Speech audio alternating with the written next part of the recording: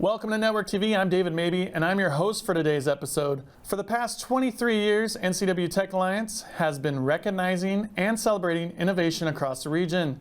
This season of Network TV will be a special one where we shine a spotlight on some of the incredible innovators of North Central Washington.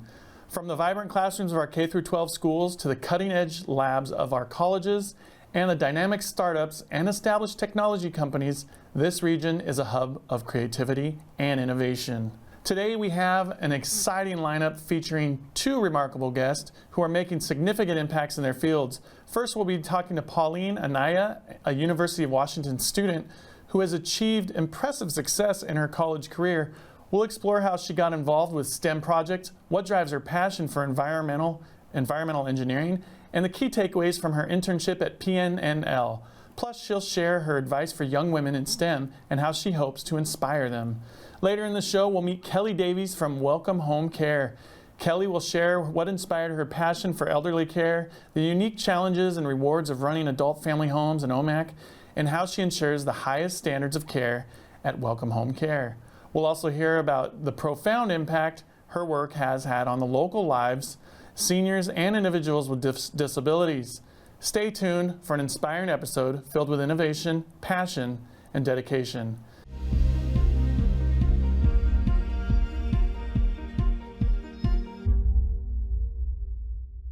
Welcome back to Network TV. Today I'm excited to introduce you to Paulinne Anaya. She's a current University of Washington student. She has some pretty big successes already in her young career. So Paulinne, welcome to the episode. How are you doing today? I'm pretty well. How are you? I'm doing great. So I want to know, how did you get involved with STEM projects, and kind of what's your biggest inspiration to continue moving forward with STEM education? Okay. So what got me introduced was, I can't thank enough my involvement with the MESA program at Wenatchee Valley College.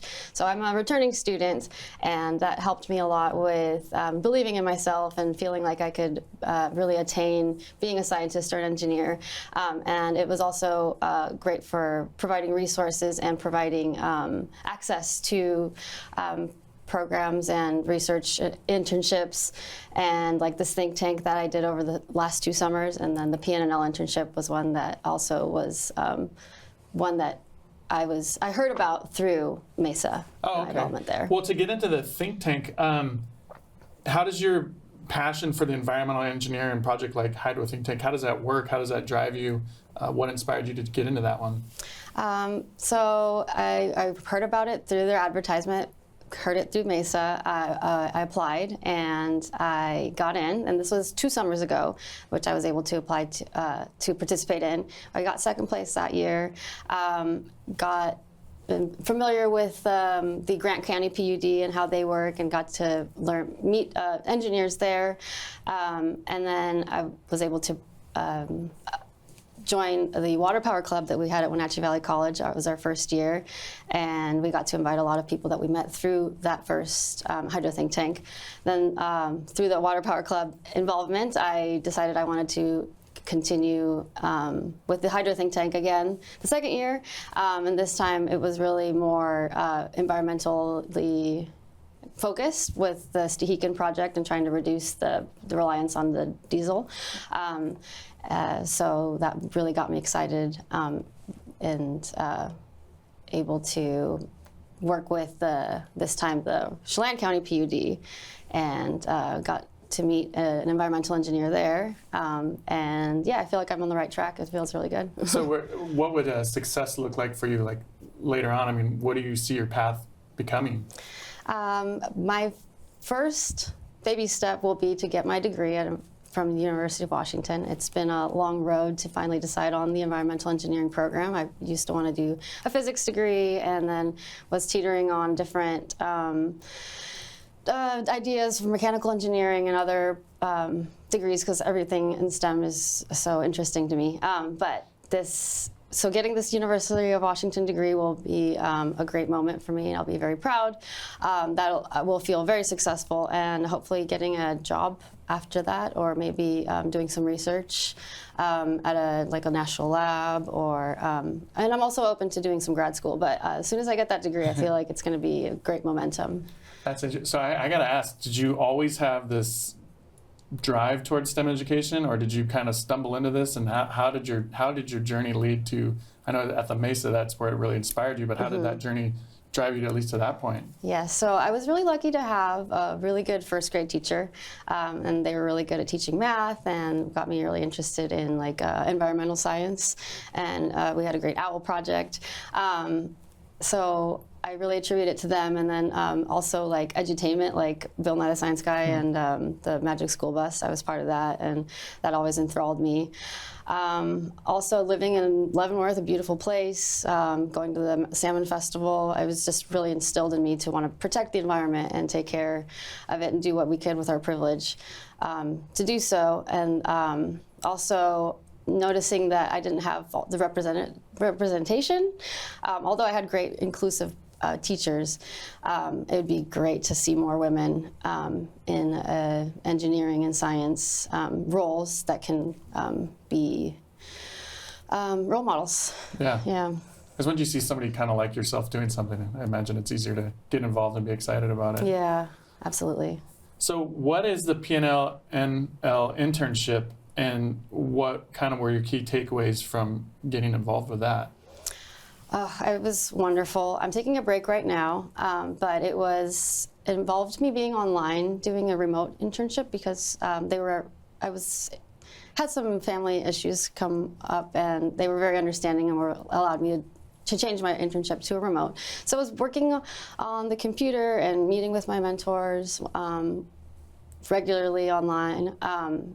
I worked on doing spreadsheets and creating a model for looking at Argon 39 and underground wells. I don't know how much you want me to delve into it, but I guess give it to me at a high kindergarten, first grade level for me in the audience to understand kind of like the work you did with the wells and what that means and what it could mean for the future generations. Or yeah, so I got into learning about first the how it's made.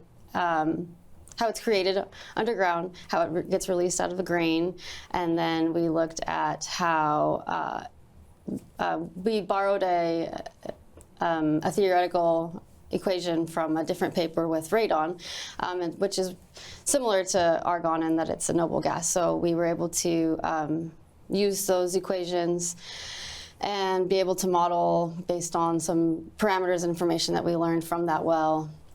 To show to learn about the rate at which it goes out.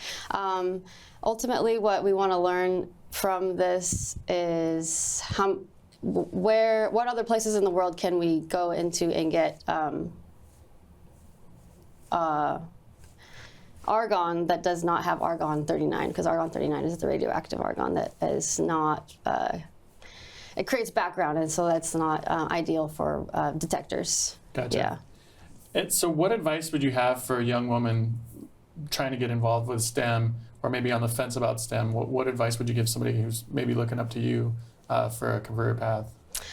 My advice would be to believe in yourself, that everyone has their own journey, everyone has their own timing, but that I believe in you, and if you need to reach out to, I don't know if I can give my email address, but I'd be happy to pass that on to people. But yeah, find your support if you can, and just stay determined, I would say, and don't let things like your age or outside influences get you down. And what's some of the most what are you most proud of some of the work you've done so far in your short career or in your time at either the Mesa or at the University of Washington? So University of Washington just began, but I'm excited that I'm there. I really am proud that I got into the program, and I think I'm going to do great things. I'm loving the classes so far. I'm also very proud of the work that I did at PNL. I would like to return if I don't end up finding more relevant research at University of Washington because I was able to present a poster and kind of get over this like public speaking fear that I have. And I think we could potentially publish if things go right. Otherwise, I love what I learned from there, and I can continue to use it in future endeavors. And then, yeah, getting first place at the Hydro Think Tank competition was also a point of pride. Awesome. Yeah. And just finishing up here real quick, what is one thing that you hope will happen in our region for environmentally? What's one thing that we could do here in our region that would make you proud or help us out with being more environmentally friendly? That's such a good question. I'd love to be able to articulate that. I think just more education, and I love that there's being more composting in the area. So I think more of an increase in that overall. Maybe if Wenatchee could do that, Yeah. or if that could be, just more. Maybe, I don't know if mandated, but just more encouraged. More encouraged. Yeah. I love it. Well, that was awesome talking to you. Thank you. Yeah, I hope you were encouraged out there. Pauline, thank you very much for joining us today on Network TV. Yay. We'll be back for a second half of Network TV here in a moment. Stay tuned, and we'll be right back.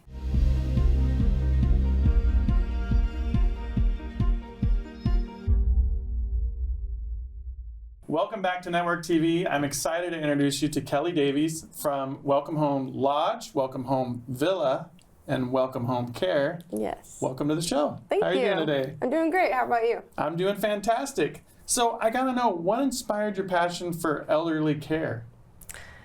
So it started with my first nursing job. I was at a nursing home in Texas, and I had no family around. I'm from South Dakota, moved there all by myself, and it just like instantly gave you family with all those residents and their family members. It was super rewarding, and older adults just have such a wealth of knowledge, so it's fun to work with them and get to know them and learn from them.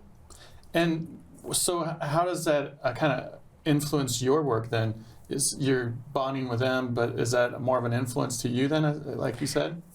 Yes. So ever since working with them, it's helped me grow individually so much. And not only me, but bringing my kids to work, it's really helping them see a different side of life. It's really cool. And shout out to Piper, she's actually here in the studio. Piper's here. And so how do you go from Texas to, you're now in OMAC? Yep. So how do you go, how does that transition happen? So 8 years ago, me and my husband decided to move away from Texas, different scenery, and we interviewed 9 different states and chose OMAC to be a temporary home while we were waiting for our full-time job in Missouri, but we loved OMAC so much that we decided to stay. Wow. Yeah. That's very different. It seems very different. It's very different. I did not think I would like it, and we absolutely love it. That's amazing. What are some of the unique challenges of running an adult family care or your other business as well? What are some of those challenges in OMAC? Well, the biggest challenge is being available 24/7 because this job doesn't ever end. So that took some getting used to. It's been 5 years now since I took over the villa. That's the biggest challenge. But honestly, like being in a small town, I feel like it just makes it easier because you know so many people around the area that like if I were out of town and something happened, there's so many people that would come and help me out. And then also like the word of mouth to help your businesses. You go to Walmart and you see so many people that you've helped and so many families you've impacted, and same with the employees. Yeah. You see them out, and it's just really cool to see like the impact you make on all these people. That's amazing. So that gets into the what's the most what other rewards do you get from being such a small community, that tight knit community? Is there other things that like you grasp to from that? I would say it's just you see the impact you make because of you see those people out in the community. Right. And OMAC is so small, so you see them all over the place. So whether you helped them or their family member or someone that they know, it's just cool to hear the stories of how you've helped them. That's amazing. How do you ensure high standards of care, like a welcome home care? Yeah. So that starts with the hiring process. I've had the most success with actually just finding good people in the community who possess all of the qualities needed to be a good care provider, but maybe not, they lack the skills. And we hire them and put them through our own training program, teach them the skills needed, and those have been some of the best care providers I've ever had. Yeah. So they're not necessarily like CNAs or, but they go through our training program and become one. And also, at time of employment, we tell them our standards, and we tell the clients what to expect, the families what to expect, and we talk with them throughout the process to make sure those needs are being met and the standards are being met. Yeah. And to see how we can improve if they're not. So if somebody was interested in getting involved with you and doing that, what would that program look like, I guess, and how long would somebody expect to be in that if they were the right fit for you, but not the right fit for maybe that job to begin with? Right. So to be in HCA, which is a home care aide, once we hire you, you could actually work right away while you're doing the program. It's a 75-hour program, and we developed our own. I'm a community instructor through the state. We developed our own program, so it's mostly online, some in person, but you can do it if you're busy being a mom or whatever you are currently doing, you can do it at your own pace online. So really anybody could do it. And you said being a mom, so how do you find that, how have you been balancing that work-life balance since you said it's pretty much a 24-hour job? Yeah. What are you using? Usually I feel like I'm failing at something, either being a mom, a wife, or at the businesses. It's so hard to have the high standard at all three of them. So I'm just trying to do my best. I try to have quality time with my kids. I've hired a manager to help me take the call for the facilities, and I just hire good staff so I know that I can rely on them. Is that kind of your goal for the future then, hire reliable staff so you can maybe step away a little bit from those times? Yes. I've already taken a step towards that by hiring a resident manager, and it has been a game changer. Yeah, so she's basically been me doing all of those aspects, and then we split the call through some other lead caregivers, and it has helped my life tremendously. So what would you feel would be the ultimate success story for you in this endeavor? Well, our goal is, the facilities are already doing so well, Welcome Home Villa and Welcome Home Lodge. So our goal now is to expand our home care agency to the 6 local counties here, and just take over the home care world. Nice. There's lots of franchises locally, and I feel like there's so much room for improvement, and I'm just excited to be a part of it. What are some of your, being an OMAC, I imagine there's got to be, what are some of your biggest challenges to getting to clients in a home care situation, or what does that look like? The clients never feel like they need help.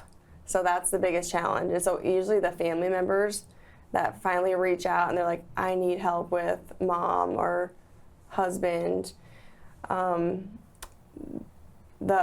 not ever thinking they need help is the biggest challenge, but it is rewarding to be able to see the impact on the family members that we make. They can finally go back to being the spouse or the kid and not get caregiver burnout. And it helps them be able to live at home years longer, just getting a little bit of help at home. Yeah, that's awesome. How is Welcome, you kind of talked about this, but how is it impacting the lives of local seniors and individuals with disabilities? We have helped so many seniors already in the past 5 years since I've taken over the villa. But honestly, the biggest impact is the family members that we're helping. Like I said before, like them being able to go back to their original relationship that they should have with their family member. That, I mean, I hear it all the time from our residents and our clients' family members of how we help them. It's really special. Yeah, it's got to be tough because you're a family member, but you're also like being a caregiver. It's got to be a fine line. Adds a whole nother level of stress for them, and then for us being able to step in and take that away from them and help them out, it makes such a big difference. So how could somebody out there get in touch with you or find out more information about your 3 different businesses and kind of the breadth of services you have to offer? They can go to our website. It's welcomehomeseniorliving.com.